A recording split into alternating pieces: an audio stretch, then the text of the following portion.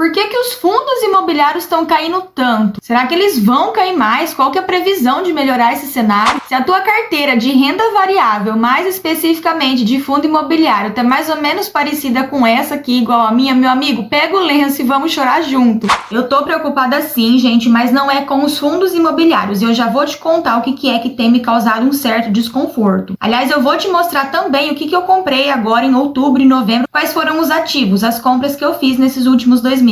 Gente, a coisa tá bem feia para os fundos imobiliários. Tiveram fundos que já atingiram as suas mínimas históricas e o investidor iniciante, né, que nunca passou por nada semelhante, ele acaba se desesperando. Mas primeiro a gente precisa levar em consideração um pequeno detalhe, um mero detalhe, mas que é a chave transformadora da nossa mentalidade para a gente voltar a ter o sono tranquilo em relação a essa queda. A gente tem que se perguntar, é uma questão do fundo imobiliário? O ativo que eu comprei, ele é um ativo ruim, ele perdeu o fundamento, saiu algum fato relevante, teve algum calote ali na carteira dele? Ou é um cenário econômico que está motivando essa queda, independente da qualidade do fundo em si? A gente tem que aprender a discernir. Claro que a qualidade do fundo imobiliário vai ser sim um fator determinante para ver, né, como que ele vai se portar, como que ele vai se equilibrar nas pernas frente a um momento de crise, a uma oscilação de mercado. Mas não é necessariamente isso que está acontecendo no momento. Não é necessariamente sobre os FIIs essa queda que está acontecendo. Uma má gestão do fundo em si. Quando a gente começa a investir, gente, e tudo que eu vou falar aqui no vídeo é de caráter pessoal, é opinião minha, tá? Eu estou investindo há mais ou menos 2 anos, um pouquinho mais de 2 anos,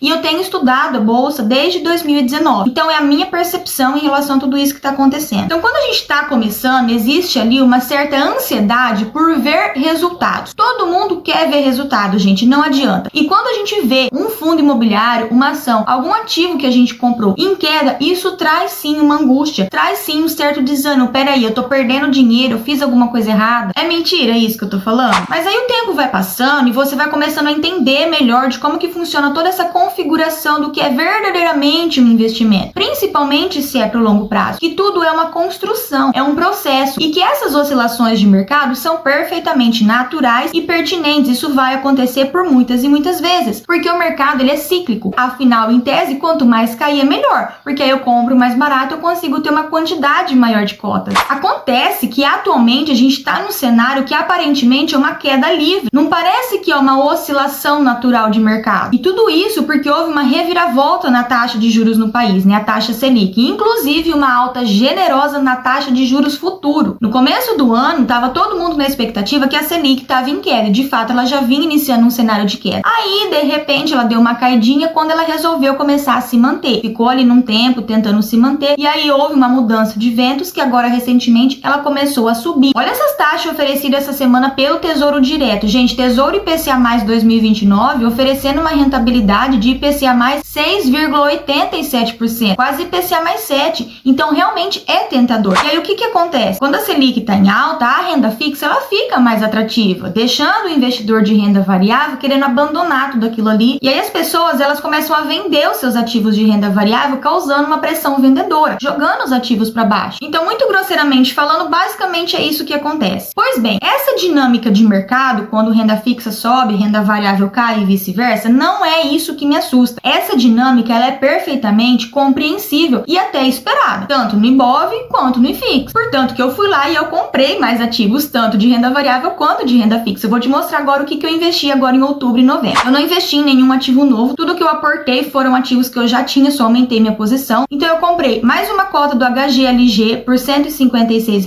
uma cota do Tegar por 101, mais uma cota do Tegar por 102, um MOL 11 por R$ 99,80, mais um HGLG por 156, mais um KNRI por R$ 139,50 e mais um Tegar por R$ 103,80. Comprei também mais uma LCA, que é um ativo, né, de renda fixa, no valor de R$ 500, a uma rentabilidade pré-fixada de 11,57% ao ano com os rendimentos mensais. Essa LCA me paga os juros mensais e eu já tenho vídeo aqui no canal que eu explico tudo sobre elas. Então, o total da minha compra de outubro e novembro deu mais ou menos R$ 1.358. Lembrando que esse valor que eu investi é a soma do meu aporte, né, aquilo que eu invisto que sai do meu bolso, mais os rendimentos daquilo que eu já recebo, os dividendos dos ativos que eu já tenho. E é aqui que entra o meu arrependimento, gente. Eu me arrependi de não ter feito um caixazinho ali com uma reserva de oportunidade para investir mais, porque tem muita coisa em promoção, muita coisa em liquidação, né, na bolsa, seja de ações, seja de fundos imobiliários, que dá sim pra gente aportando, e isso é muito positivo para quê? Para baixar o preço médio do ativo que a gente já tem em carteira. Então, infelizmente, eu não tinha mais dinheiro e eu não consegui investir mais. E embora a minha carteira de fundos imobiliários ela esteja ali sangrando, como vocês viram, praticamente tudo no vermelho, a minha carteira de investimentos de modo geral, ela tá mais ou menos equilibrada, justamente porque eu invisto em renda fixa e renda variável. Por isso que essa oscilação não me preocupa. Mas, Juliane, de fato, o que é que tem te preocupado então? Gente, eu não diria uma preocupação, mas talvez uma certa angústia aqui. E de novo, aqui a minha opinião pessoal. O que me causa um certo desconforto não é a queda dos fundos imobiliários, não é a queda dos ativos de renda variável, mas sim o que está provocando esse aumento da renda fixa, esse aumento na taxa de juros e na taxa de juros futuros. E aqui eu quero abrir um parêntese que eu não estou falando mais como investidora, mas como brasileira, nascida e residente aqui no país. Eu não vou entrar em assuntos polêmicos, mas eu acredito que só não enxerga quem não quer. A proporção da gravidade que o nosso país está indo, o rumo que esse país está tomando. O fiscal, a arrecadação de impostos, inflação, o preço das coisas, enfim. Ah, Juliane, mas isso tudo sempre existiu. Pode ser sim que sempre tenha havido e muito provavelmente não vai parar de existir. Mas a gestão de tudo isso, tá dando conta de controlar esse gasto e esse ganho, esse equilíbrio, ou tá gastando extrapoladamente muito mais do que deveria? E fica muito claro isso no universo dos investimentos, como que as pessoas têm reagido diante desse cenário. Gente, a matemática é simples. Por que o Tesouro Nacional, por exemplo, ele tá oferecendo essas rentabilidades altíssimas de juro futuro, pagando IPCA quase 7%? Não é segredo para ninguém que quanto maior a rentabilidade oferecida, maior o risco. Isso vale para qualquer investimento. E aí eu me pergunto assim, será que a renda fixa é tão segura assim? Atualmente, sinceramente, com o atual cenário de governo do país, eu não duvido de mais nada. E eu repito, você tem todo o direito de discordar daquilo que eu tô falando. Isso aqui é uma opinião minha. Ah, Juliane, mas tem o FGC. Gente, se a coisa começar a quebrar desde lá de cima, o FGC não dá conta. Então não são os ativos propriamente dito que me preocupa, mas a situação do país. Outro dia eu e meu esposo conversavam e a gente estava realmente refletindo sobre isso. A sensação que a gente tem é que parece que a gente está trabalhando cada vez mais, ralando cada vez mais para poder oferecer para a nossa família, para os nossos filhos, a mínima qualidade de vida, a mínima dignidade de vida. É uma vida de classe média baixa normal. Não é assim, você tá trabalhando, ralando e tá conseguindo aumentar patrimônio, conseguindo conquistar grandes coisas. É o básico para sobreviver. Eu tenho uma amiga que ela foi morar recentemente fora do Brasil, tem mais ou menos um ano e meio, e lá não é assim vínculo empregatício tipo o CLT, igual aqui. Lá você trabalha por horas. Então quanto mais horas você trabalha no dia, mais você ganha, porque eles te pagam por hora. Gente, em 2 semanas ela conseguiu comprar um carro zero. E esse vídeo não é para te causar nenhum desconforto, mas é para te propor uma reflexão de que existe sim essa diferença de quando o ativo não é bom ou quando o que está provocando a queda é algo muito maior, algo muito mais macroeconômico do que necessariamente relacionado aos ativos em si. E quando tudo isso vai parar de cair? Gente, ninguém sabe. Os analistas, professores, analistas CNPI, eles até tendem a prever ali, mas é quase que impossível, entendeu? Por quê? Porque da mesma forma que se espera uma coisa, pode dar uma reviravolta, acontecer outra. Então, frente a esse cenário, que nos resta fazer enquanto investidor? Aguardar, a gente segue aproveitando essas oportunidades. Então, eu sigo aportando, pretendo e aí conseguindo investir mais nos próximos meses, tanto em renda fixa quanto em renda variável, em fundos imobiliários e ações. E claro, tudo isso vai depender do seu perfil de investidor, tá? Não é porque tem oportunidades na renda variável que você tem que catar tudo a reserva da renda fixa